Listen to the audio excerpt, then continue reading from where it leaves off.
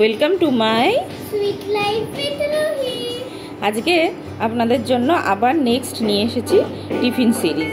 আমি যে কোনো আটার জিনিস যেমন রুটি, পরোটা এই টাইপের জিনিসগুলো দিলে তাতে আমি একটু ওটসের আটা বানিয়ে রেখে দিই ঘরে, তার সঙ্গে একটু ময়দা দিয়ে দিই। এমনি নর্মাল ওই গোটা ওটস কিনেই সেটাকে মিক্সিতে দিয়ে গুঁড়ো করে ওটা আটা বানিয়ে আমি রেখে দিই, ওটাই কিছুদিন চলে যায়। তো এই ময়দার সঙ্গে ওই ওটসের আটা মিশিয়ে মেখে দিই বেশিরভাগ, তাতে একটু হেলদি ভার্সনটাও থাকলো।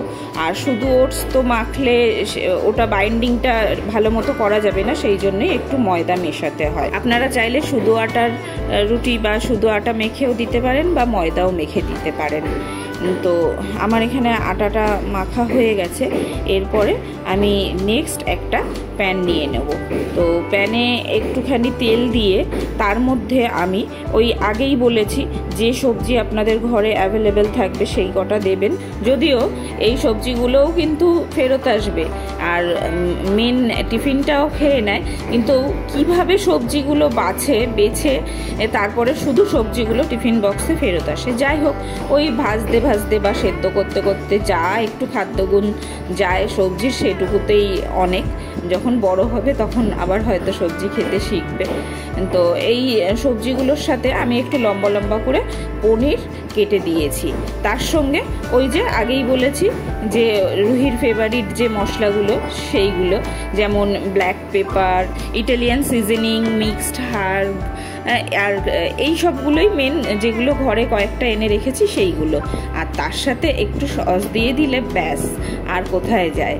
তখন তো পুরো টিফিনটা ফিনিশ করতে বাধ্যই রুহি, কারণ ওই যে একটু পিজা স্মেলটা বেরোয়, সেইটাতেই খাওয়াটা হয়ে যায়।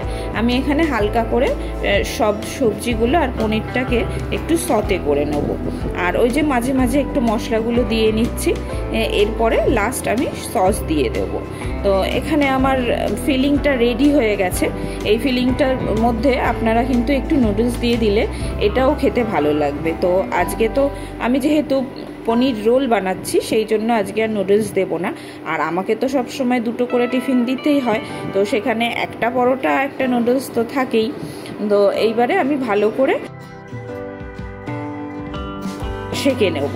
তো আপনারা এখানে অল্প একটু তেলে সেঁকে দিতে পারেন, কারণ হয়তো রুটিটা একটু ড্রাই হয়ে যেতে পারে, সেই জন্য। তো আমি খুব বেশি তেলে আমি সেঁকি না, অল্প করে তেল দিয়ে সেঁকে টিফিনটা আমি বানাবো। আর বাচ্চারা টিফিন শেয়ার করতে চায় না, তাও আমি রুহিকে একটু বেশি করে টিফিন দিই, কারণ ওর টিফিন দেখে আমি বলেছি তোমার ফ্রেন্ডরা চাইলে তুমি দেবে। কিন্তু ও দেয়, ও কারোর টিফিনটা নিতে চায় না, কারণ সব বাচ্চারাই নাকি ফ্রুটস নিয়ে আসে। রুহিকে তো ফ্রুটস দেওয়াই যায় না, ওই ঘরে কোনো রকমে একটু জুস বানিয়ে দিলে রুহি খায়। তো এইবারে আমি ফিলিংটা ভরে আমি রোল বানিয়ে নেব, নিয়ে এটাকে সার্ভ করব। আর আপনারাও এইভাবে দিয়ে দেখবেন। আর ঘরে সন্ধেবেলাও এইভাবে কিন্তু খেতে পারেন, খুব ভালো লাগবে। বা সকালের ব্রেকফাস্টে ঘরেও খেতে পারেন। তো আপনারা অবশ্যই জানাবেন কমেন্টে যে এই পনির রোল আপনাদের কেমন লাগলো আর বাচ্চাদের কেমন লাগলো। তো আজকের জন্য এইটুকুই ভিডিওটা। আরেকটা টিফিনের সিরিজ নিয়ে আমি আবার নেক্সট দেখা হচ্ছে। আর কার স্কুলের ছুটি শেষ আর কার স্কুল খুলছে সেটা কিন্তু অবশ্যই আমাকে কমেন্টে জানাবেন।